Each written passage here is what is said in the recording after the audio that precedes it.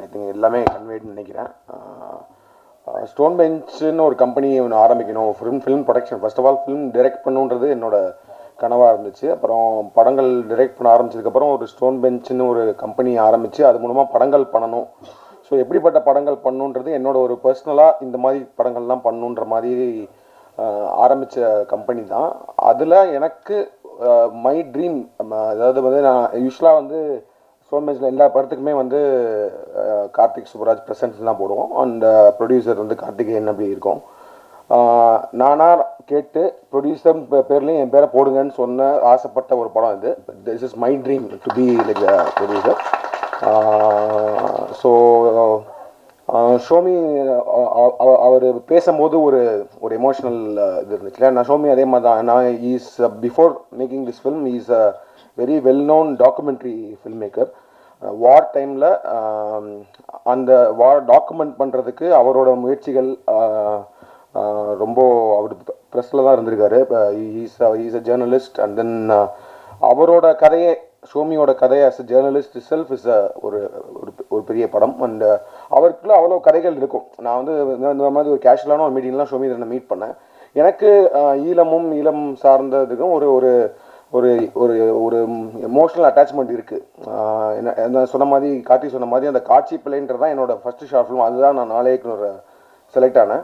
அதுவே வந்து அதை பற்றினத ஒரு ஷார்ட் ஃபிலிம் தான். அதாவது பேசிக்காக ஏன்னா அப்போது எனக்கு அங்கே இருந்தப்போ நம்ம ஒரு ஷார்ட் ஃபிலிம் எடுக்கலான்னு சொல்கிறப்பே வந்து எனக்கு அந்த ஒரு ஃப்ளைட்டு, இப்போ நார்மலாக வந்து நம்ம சின்ன வயசுலலாம் நம்மளுக்கு ஒரு ஏரோப்ளைன் போகுது அப்படின்னா அதை பார்க்கும்போது நம்மளுக்கு ரொம்ப எக்ஸைட்மெண்ட்டாக இருக்கும். ஸோ ஒரு மதுரையில் ஒரு பசங்களுக்கு, ரிக்ஷாவில் போயிட்டு இருக்க பசங்களுக்கு ஒரு ஏரோப்ளைன் எந்த மாதிரி ஒரு சந்தோஷத்தை கொடுக்குது.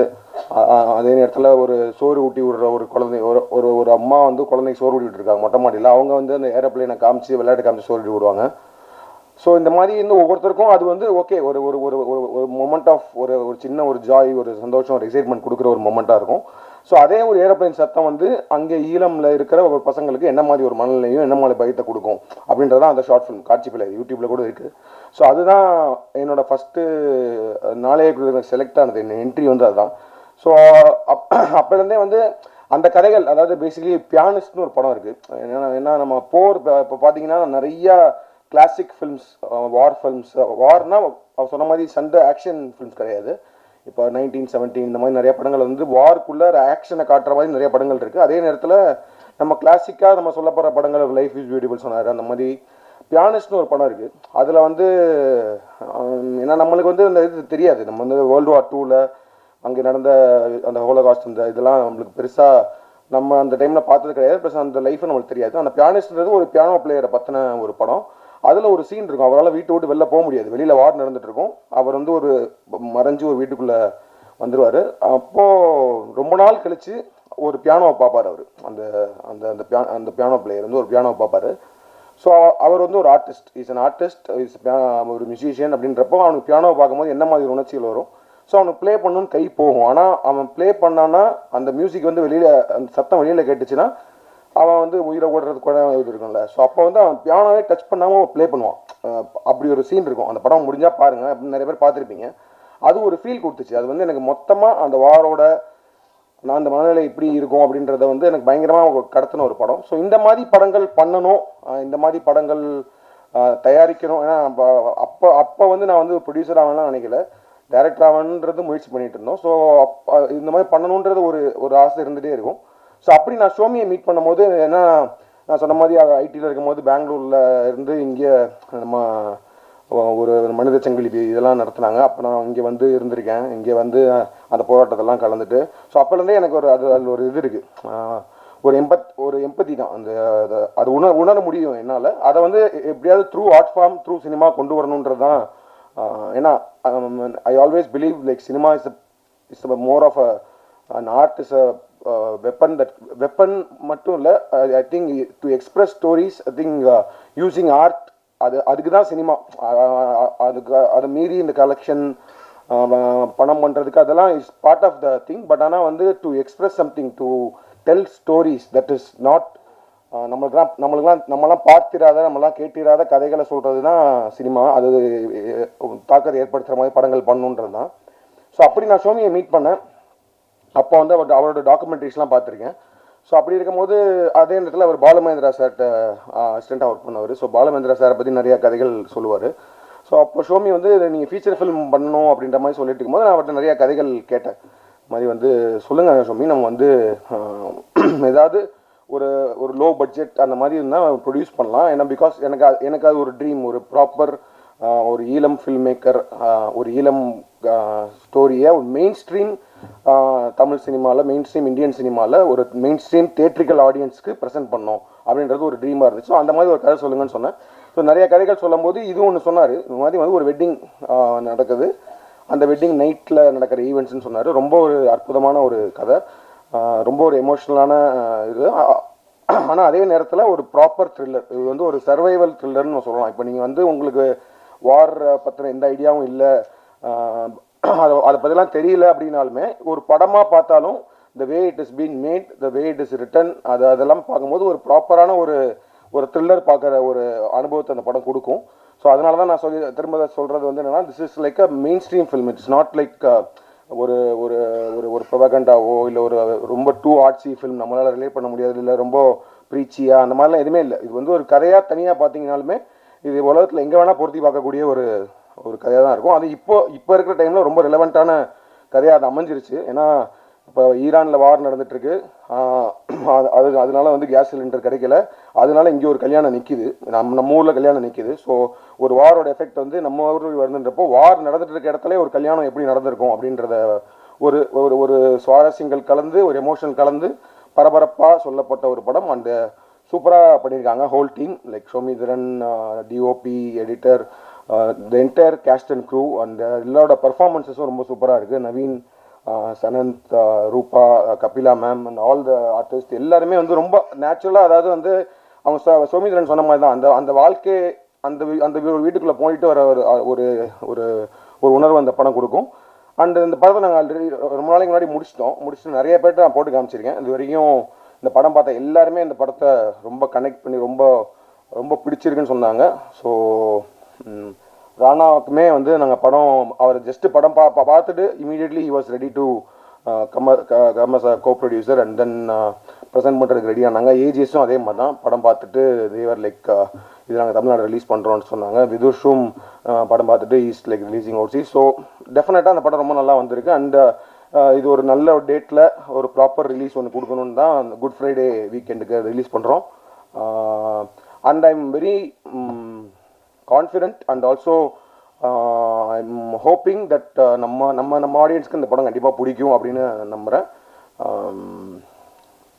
I'm feeling really happy and proud that we have made this film to be like அதான் சொன்ன மாதிரி நான் ப்ரொடியூசராக இந்த படம் அப்படின்னு சொல்லிட்டு பேர் போட்டுக்கிறதுக்கு பெருமைப்படுற ஒரு படம். இது ரொம்ப ஆசையாக அவங்க எல்லாருக்குமே மக்களுக்கு ரிலீஸ் பண்ணுறோம். Please do support us and I am sure this film will you all love this film. Thank you. எல்லாருக்கும் வணக்கம். ஃபர்ஸ்ட் ஆஃப் ஆல் இந்த படத்தை ப்ரொடியூஸ் பண்ண கார்த்திகேயன், கல்யாணம் 3 பேருக்கும் நன்றி. நான் முழுக்க சென்னையிலேயே பிறந்து வளர்ந்த ஒரு பையன். ஸோ எனக்கு இந்த படத்தில் வர வாழ்வியல் எல்லாமே வந்து எனக்கு ரொம்ப புதுசாக இருந்துச்சு. ஸோ சோமி அண்ணன் அவர் காமிச்ச நிறைய டாக்குமெண்ட்ரிஸ், அவர் சொன்ன நிறைய கதைகளை வச்சு தான் இதை பர்ஃபார்ம் பண்ண முடிஞ்சது. ஆல்சோ நான் இதுக்கு முன்னாடி சின்னதாக ஷார்ட் ஃபிலிம் மாதிரி இந்த போர் சம்பந்தமான அந்த ஒரு ஷார்ட் ஃபிலிம் பண்ணியிருக்கேன். பட் இந்த படம் பண்ணுறப்ப தான் நிறைய பேரை சந்திக்க முடிஞ்சது, நிறைய பேர்கிட்ட பேச முடிஞ்சது, அவங்கக்கிட்ட இருந்த ஸ்டோரிஸ்லாம் கேட்க முடிஞ்சது. நிறைய கதை இருக்க ஈழத்தை பற்றி அதெல்லாம் கேட்க ஆக்சுவலாக இன்னும் நிறைய படங்கள் வரணும். ஏன்னா அவ்வளோ இன்ட்ரெஸ்டிங்காக அவ்வளோ எமோஷன்ஸ் அந்த கதையில் இருக்குது. ஸோ சீக்கிரம் நிறைய படங்கள் வரும்னு எதிர்பார்க்குறேன். ஆல்சோ இந்த படத்தை வெளியில் கொண்டு வர spirit media, Ahimsa, stone bench and AGS எல்லாருக்கும் நன்றி. என் கூட ஒர்க் பண்ண டெக்னீஷியன்ஸ், காஸ்ட், க்ரூ எல்லாருக்குமே நன்றி. Thank you so much. பத்திரிகை நண்பர்களே, இங்கே வந்திருக்கிற எல்லாருக்கும் நன்றி. முதலில் என் கனவை நினைவாக்கி எனக்கு சினிமா வாய்ப்பு தந்த எனது குருநாதர், எனது இயக்குனர் பிரபு சாலமன் சார் அவர்களுக்கு நன்றி சொல்லிக்கொண்டு, அவர் என்றும் நினைவில் தேப்பேன். அதை இங்கே சொல்லிக்கொண்டு ரொம்ப நேரம் பேச ஆசை தான். ஏன்னா இந்த படத்துக்கு எனக்கு ரொம்ப தொடர்பு இருக்குது. அப்படின்னா எனக்கு ஒரு 13-14 வயசு இருக்கும்போது நான் கண்ணால் கண்ட காட்சிகள் எல்லாமே இந்த படத்தில் இருக்கிறது. சோமேந்திரன்னா வந்துட்டு ஏதோ சிரித்து பேசிட்டார். இதுக்கு பின்னால் பெரிய வழிகள் இல்லை, பதுங்குழிக்க என்னோட காதலி இருந்தால் அங்கே போயிருக்கும்போது ஜாலியாக இருக்குமெண்டு. ஆனால் எங்களோட அம்மாவுக்கு இப்போ 87 வயசு. எங்களோட அம்மா அந்த நாட்டை விட்டு போய் இப்போ 32 வருஷமாகுது. எங்களோட அம்மாவால் இதுவரைக்கும் நார்வேயிலிருந்து திருப்பி இலங்கைக்கு போகிறதுக்கு விருப்பம் கிடையாது. ஏன்னா அவங்க தான் வலிய சுமந்தாங்க. அவங்க தான் அந்த மொத்த எங்களோட ஒரு பிரதர் இறந்தார். அப்புறம் அவங்களோட அண்ணாமார் தம்பிமார் இப்படி அவங்க சொந்தக்காரெலாம் அவங்க ரத்தத்தை பார்த்துப்பாங்க. அவங்க நேர்ஸாக வேலை செஞ்சாங்க. முக்கியமான விஷயம் என்னென்னா, எனக்கு 12 வயசு இருக்கும்போது குமுதினி படகுன்னு சொல்லிட்டு குறியாட்டுவான்லேருந்து நெடுந்தீவு பொறுத்த ஒரு படகு இருக்குது. அந்த படகுல வந்து ஒரு நிறைய பேரை வெட்டி கொலை செஞ்சாங்க. யார் செஞ்சாங்கன்றது எனக்கு தேவையில்லை. நான் அந்த பாடி எல்லாம் வந்துட்டு எங்களோட அம்மா வேலை செய்கிற ஹாஸ்பிட்டலுக்கு வரும்போது நான் ஒரு 12 வயசு பையனா ஒரு பனைமரத்தை கட்டி பிடிச்சிட்டு எல்லாம் பார்த்துட்ருக்கேன். பார்த்துட்டு இருக்கும்போது எனக்கு 6 வருஷமாக அது ஒரு கடலுக்கு பக்கத்தில் இருக்கிற ஒரு ஹாஸ்பிட்டல். வர்ற பாடியெல்லாம் கடலில் இருந்து வெட்டுப்பட்டு ரத்தங்களோட பெண்களுக்கு பார்வை அறுத்துருக்காங்க, குழந்தைங்களுக்கு நெஞ்சில் கத்தியால் குத்திருக்காங்க. இதெல்லாம் ஒரு 12 வருஷம் பார்த்துட்டு எனக்கு ஒரு 6 வருஷமாக என்னால் மீன் சாப்பிட முடியல. எனக்கு மீன் ரொம்ப பிடிக்கும். ஏன்னா எங்களோட பக்கத்து வீட்டில் அந்த பிரச்சனை முடிஞ்சு ஒரு 3 மாதமோ 2 மாதமோ கழித்து ஒரு மீனை வெட்டும்போது அந்த மீனுக்குள்ளே வந்துட்டு ஒரு விரலோட ஒரு மோதிரம் இருந்துச்சு. அதெல்லாம் நாங்கள் பார்த்துட்டு என்னால் மீன் சாப்பிட முடியல. அப்புறம் நான் ரொம்ப நாளாச்சு வந்துட்டு நைட்டில் ரொம்ப பதட்டப்பட்டு எழுதிப்பேன் அப்படின்றுவேன். ஏன்னா இது என்ன, அந்த குமுதினி படகு யாருக்காவது தெரிஞ்சோன்னா இது அமெரிக்கன் எக்ஸ்பிரஸில் வந்துட்டு கலர் படத்தில் அது ஃபோட்டோ இருக்குது. ஸோ சிரிச்சிட்டு சொல்கிற நல்லா தான் இருக்குது சோமினா. ஆனால் உங்களுக்கும் எனக்கும் அந்த ஒரே வயசுன்னு நினைக்கிறேன். இந்த படம் வந்துட்டு எடுக்கும்போது நீங்கள் வந்துட்டு அந்த முறுக்கு, அந்த சுலகு, அந்த குசினி ஒவ்வொன்று என்கிட்ட கேட்பீங்க. நான் சிரிச்சிட்டு இருப்பேன். இந்த படத்தில் மட்டும்தான் வந்துட்டு நான் ஒரு 10 படம் பண்ணியிருக்கேன்னு சொன்னால் இந்த படத்தில் நடிக்கும்போது தான் நடிக்கிறது எனக்கு தோணவே இல்லை. ஏன்னா அந்த வீடே அப்படி இருக்கும். ஒரு வேர்வை மனம் இருக்கும் அந்த வீட்டுக்குள்ளே. ஏன்னா அங்கே யாருக்கும் எந்த வசதியும் செய்து கொடுக்கல. ஏன்னா அந்த வீட்டில் இருக்கிற அவ்வளோ பேரும் அப்படி இருந்தால் மட்டும்தான் இந்த படம் இந்த போஸ்டர் மாதிரியே இருக்கும். ஏன்னா ஒரு ஃபேனை கூடி போட மாட்டாங்க. ஏன்னா அந்த ஃபேன் சத்தம் கூடி அந்த போர் சூழலை வந்து டிஸ்டர்ப் பண்ணுமென்னு நினச்சாங்களோ தெரில. அங்கே கனடாவில் வந்து ஒரு பிள்ளை நடிக்க வந்துச்சு. அந்த பிள்ளைக்கு இந்த ஊர் வெயில் தாங்க முடியாது. ஆனால் அந்த பிள்ளை கூடி அதை அடக்கிட்டு இருந்துச்சு. அதே மாதிரி நம்ம சுவாதி, நம்ம நவயுகா, சிந்தர், உங்கள் பேர் மட்டும்தான் தெரில, மறந்துட்டு, சித்து, அப்புறம் நவீன் சார் வந்தோன்னா எங்களுக்கு ரொம்ப சந்தோஷமாக பார்த்து. என்ன சொன்னால் அவர் வந்தோன்னா கலர்ஃபுல்லாக இருந்துச்சு, படம் ஜாலியாக இருந்துச்சு. அப்புறம் கார்த்திக் சுப்ராஜ் சார் அந்த ஷூட்டிங் ஸ்பாட்டில் வந்திருந்தார். ரொம்ப சந்தோஷப்பட்டோம். அவரை தூரத்துலேருந்து பார்த்துனாங்க, பக்கத்தில் பார்க்குறதுக்கு. அதெல்லாம் ரொம்ப சந்தோஷம். ரொம்ப சந்தோஷமான ஒரு படமாக எடுத்திருந்தாலும், உழைப்புகள் போட்டிருந்தாலும், இந்த படத்தை வந்துட்டு துணிச்சலாக ப்ரொடியூஸ் பண்ண ப்ரொடியூசர்ஸ். ஏன்னா நம்ம கதையை சொல்கிறதுக்கு நம்ம சுற்றியே நிறைய ப்ரொடியூசர்ஸ் இருக்காங்க. நிறைய மசாலா படங்கள் எடுக்கிற ப்ரொடியூசர்ஸ் நம்ம ஆளுங்க இருக்காங்க. இது யாரையும் குத்தி காட்டுறதுக்காக சொல்லலை. நம்மகிட்ட பணம் இருக்குது, அதை எடுக்கிறதுக்கு ஆக்கள் இருக்காங்க. அவங்கெல்லாம் எடுக்காத ஒரு படத்தை கார்த்திக் சுப்ராஜ் சார் வந்துட்டு அவரோட டீமோட சேர்ந்து எடுத்தது இந்த படத்தோட முதல் வெற்றி.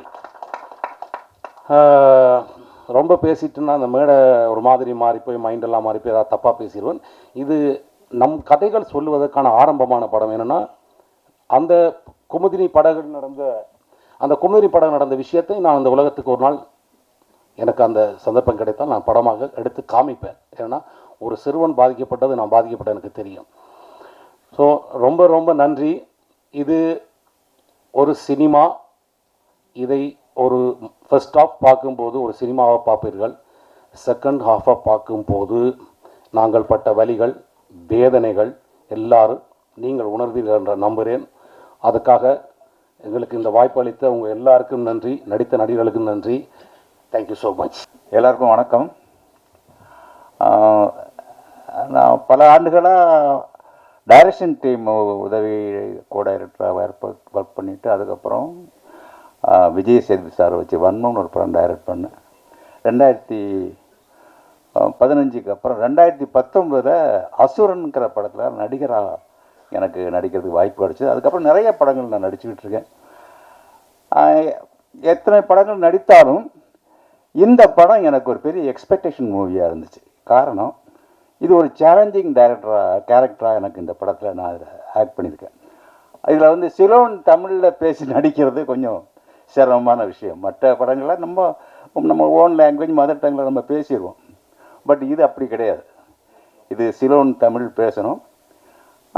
அதுக்கு எனக்கு வந்து நான் ஆடிஷன் எடுக்கும்போதே எனக்கு ஒரு நல்ல சர்டிஃபிகேட் கிடச்சிது. ஏன்னா எனக்கு சிலோன் தமிழ் பேசுகிறதுக்கு கொஞ்சம் ஈஸியாக இருந்தது. காரணம் என்னுடைய நேட்டிவ் நாகர்கோவில். அங்கே வந்து இந்த மார்த்தாண்டம், கருங்கல், குடித்தர இந்த மாதிரி இடங்கள் எல்லாம் கொஞ்சம் தமிழ் வந்து ராகத்தோடு பேசுவாங்க. நான் சொன்னது கேட்க இல்லையாங்கிற மாதிரி ஒரு ராகம் வராது. அந்த ராகம் வார்த்தைகள் இலங்கை தமிழ் வார்த்தைகளை பொருத்தப்பட்டு இந்த ராகத்தை கரெக்ட் பண்ணும்போது எனக்கு இந்த ஸ்லாங் கொஞ்சம் ஈஸியாக இருந்துச்சு. அது அது அது நான் வந்து ரொம்ப சந்தோஷமாகவும் ரொம்ப பெருமையாகவும் நினச்சிட்டு இருக்கிறேன். இந்த படம் நான் நடித்தது பற்றி அதுக்கு அந்த சந்தர்ப்பத்தை எனக்கு கொடுத்த இயக்குனர் சுவாமிதரன் அவர்கள், director sir Karthik Subbaraj sir அவர்கள், மற்ற ஹோல் டீம் எல்லாருக்குமே நான் ரொம்ப நன்றி கடன் பட்டிருக்கேன். இந்த படம் ஒரு வெற்றி படமாக அமைங்கிறதுல எனக்கு கொஞ்சம் கூட ஒரு டவுட் இல்லை. என்னன்னா சினிமாவில் ஒரு ஃபார்முலா ஒன்று சொல்லுவாங்க. அதாவது நாம் எங்கேயோ சில விஷயங்கள் கேள்விப்பட்டிருப்போம், ஆனால் அந்த சம்பவங்களை நம்ம பார்த்துருக்க மாட்டோம். சம்பவங்களை நம்ம நேரில் விஷுவலாக பார்க்கும்போது அந்த கேள்விப்பட்ட விஷயத்தோட கரெக்ட் பண்ணும்போது அந்த படம் நமக்கு ஹிட் ஆகிடும். உதாரணத்துக்கு சொல்ல போனால் பார்த்தீங்கன்னா ஆட்டோ சங்கர்னு நம்ம நிறைய கேள்விப்பட்டோம். புலன் விசாரணை ஆர்கே செல்வமணி சார் படம் எடுத்தார், பெரிய ஹிட்டு. அதே மாதிரி சந்தனகடத்தல் வீரப்பனை பற்றி நம்ம கேள்விப்பட்டோம். அதை கேப்டன் பிரபாகரன் எடுக்கும்போது விஷுவலாக பார்க்கும்போது அந்த படம் பெரிய ஹிட்டு. அதே மாதிரி தான் நம்ம கேள்விப்பட்ட விஷயம் வந்து ஈழப்போர், மிக முக்கியமான ஒரு விஷயம், நம்ம எல்லாருக்கும் தெரியும். அதை பற்றி நம்ம சொல்ல வேண்டிய வேலையே கிடையாது. அந்த ஈழப்போர்னுடைய விஷயங்களை நம்ம கேள்விப்பட்டிருக்கோம், ஆனால் நம்ம அந்த சம்பவங்களை பார்த்ததில்லை. அங்கே என்ன நடந்துச்சு, அந்த போரினுடைய எக்ஸ்டீரியர் விஷயங்கள் வந்து குண்டு போட்டாங்க, எல்லாரும் செத்தாங்க. ஆனால் அது உள்ள இருக்கக்கூடிய அந்த குடும்பங்களுடைய உணர்வுகள் ஒரு விஷயம் டைரக்டர் சொன்ன மாதிரி அந்த உணர்வுகளுடைய அடிப்படையில் தான் இந்த படம் எடுத்திருக்காங்க. இந்த படம் அந்த படங்கள் மாதிரி மிக மிக வெற்றி பெறும்னு நான் ரொம்ப நம்பிக்கையோடு நான் இறைவனை வேண்டிக்கிறேன். இந்த ஹோல் டீம், டைரக்டர் டீம், இந்த படத்தை சம்பந்தப்பட்ட தொழில்நுட்ப கலைஞர்கள், நடிகர்கள் அனைத்து பேருக்கும் நன்றி சொல்லிக்கிறேன். முக்கியமாக டைரக்டர் சுவாமிதரன் சாருக்கும் கார்த்திக் சுப்ராஜ் சாருக்கும் நான் தேங்க்ஸ் சொல்லிக்கிறேன். இந்த படத்தில் எனக்கு கிடைச்ச வாய்ப்புக்கு மிக்க மிக்க நன்றி. வணக்கம்.